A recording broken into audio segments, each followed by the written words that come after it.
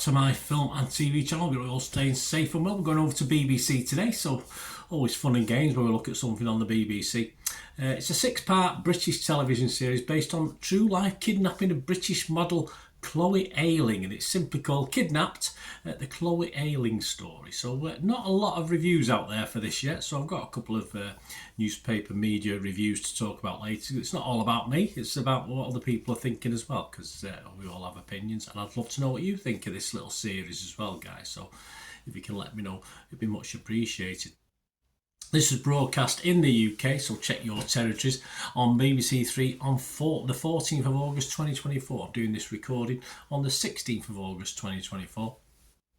So just check your territories, and all comments that I come out with there is at that date. And all episodes are on BBC iPlayer, so I binge watched this over the course of an afternoon and an evening. So it didn't take long, 6.5-hour episodes, so quite simple to do. Please, before we just talk about this, if you are new to the channel, if you enjoy what I try and do, as I say, it's not all about me. I try and give other people's views as well. Some people comment on that and say, it's all about aggregating other people, but I include it, but I do have my own views as well. But I say as much as I need to say. If I don't, I'm not gonna say more than I need to on a film or a series. So that's how I work. So if you enjoy that, please push that subscribe and push the bell notifications. Everything film and TV, of course, reviews like this, information blogs. We do have memberships at the moment, so you get early access to all my film and TV stuff, mainly aimed at the football side. I do stuff on my football team, Manchester City, as well, if that's of any interest, or someone who might be. Lots of vlogs on there, history vlogs that are stored up for months and months that you get immediate access to, and access to all my scripts as well. So yeah, if you want some hard copy of something, you can get a copy of the script I write for whatever it is as well. So if you can support the channel, just 99p a month, much appreciated. If you can't, these things are always released, sometimes perhaps a few weeks later on the film and TV side. But just jump on board, guys, if you can, and spread the word. We do have sponsors at the moment. I'll quick mention of our current sponsors. If you like your movie posters, stay tuned for that. A little bit of an offer at the end of this for our current sponsors. Right, let's get back to this. My thanks to new members, by the way, Gary, Kevin, Roy, Vic, Shelley and Alan, who've joined the channel. Nadia Parks plays a lead role in this, and I thought she was playing it a sort of interesting way, but then you sort of do watch footage of the original of course, lead player in this, and you do understand the way she's playing it. I just thought she's quite cleverly done. She's obviously spent time getting into the feel of the role, the feel of the character. This also stars Adrian Edmondson, Nigel Lindsay, Olive Gray, Eleonora Romandini, Chiara Baccelleri, Julian Suseski and Jaroslav Sifical. My apologies if I've got that totally wrong. It's written by Georgia Lester, directed by Al Mackay. Well, the story, if you don't know too much about it, I was trying to think back. I probably did follow it at the time, but not too much. 2017. An odd period for me, in fairness, literally. But model Chloe Ayling, she's the lead character in this. She arrives in Milan, Italy, for a modelling job in 2017, only to be abducted by brothers Lukasz and Michael Herber, and she was held for 6 days for a ransom of £265,000. Yes, these guys claim they were part of a bigger organisation than they actually were, which is why at times it looks a little bit farcical on screen, but understandable. I wasn't shocked by anything in this.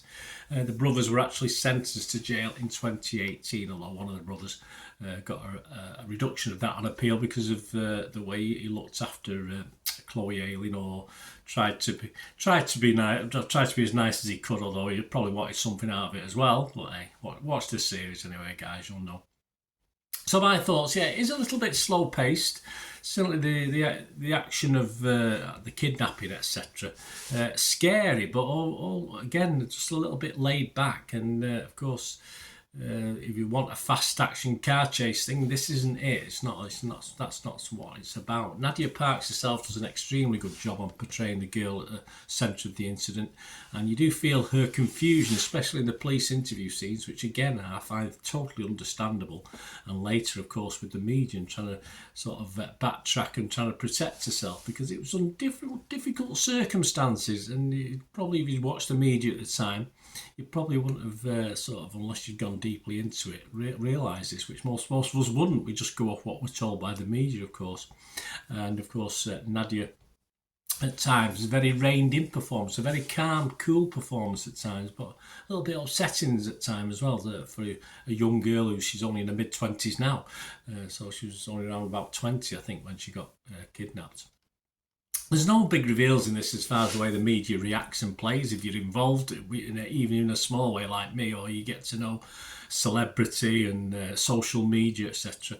And it's no surprise how the media reacts, and to some extent, no surprise how a young girl would react, who also has to play the game, also wants to get something out of horrible experience. But hey, you know, in this day of celebrity, she's in that business anyway, so she of course will get as much out of it as she can. An okay telly for me, perhaps a little bit dry for a few, but a sort of mixed up story. 6 times half-hour episodes isn't long to watch anyway, and it is a mixed up story that in its telly remains a little bit mixed up, and in fairness that's possibly right, because it is a mixed up situation. You will take sides, no doubt. Piers Morgan is a twat. I'm not on his for this one, although obviously sometimes I am, but I'm certainly not for this one. So you will take sides on this, but anyway, it is worth a watch. My scores, I will be fresh on Rotten Tomatoes. I've been mixed on Metacritic only because of the pace of the film and the overall telling of it, but as I say, it's probably realistic, but still a little bit mixed on it. And I'm going to give this a 6 out of 10, which is my watchable score.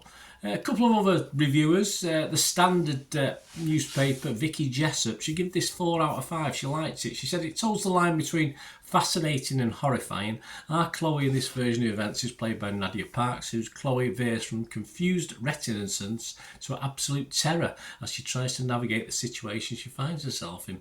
A depressing indictment of how the tabloid press demonise young women, and social media, demonise young women who don't fit a certain prescribed mould. She doesn't look very traumatised, one reporter mutters as she leaves an interview.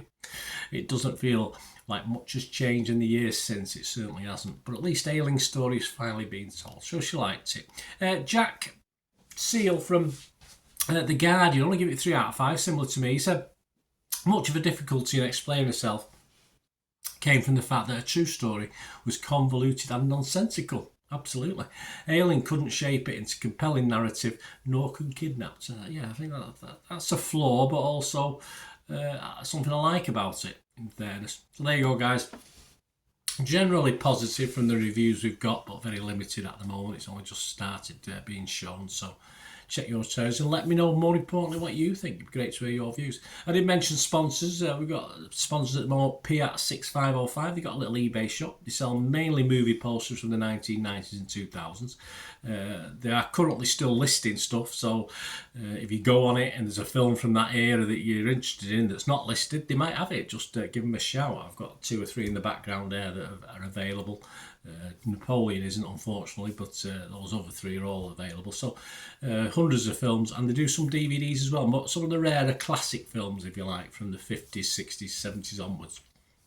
So check that out. Give them your support. Piat6505. Follow the link in the description below. Just copy and paste it. It'll go straight to their shop. And yeah, if you do buy anything or fancy anything, make great gifts, of course. You can buy a frame and stick them in a frame and give them as gifts for Christmas or birthdays, or just treat yourself. And if you do buy anything from the site, just mention me and you'll automatically get a 10% refund from Piat6505. And they dispatch within 24 to 48 hours. So fill your boots, guys, and my thanks to Piat6505 for helping the channel out. And if you're interested yourself in sponsoring the channel, my socials have been on screen there, or contact me through YouTube. We can have a chat and see where we can go. More importantly, let me know what you thought about this film or anything to do with film and TV. It'd be great to hear from you. Until we meet again, only ever ask one thing, don't I? Please stay safe, everyone. Bye for now.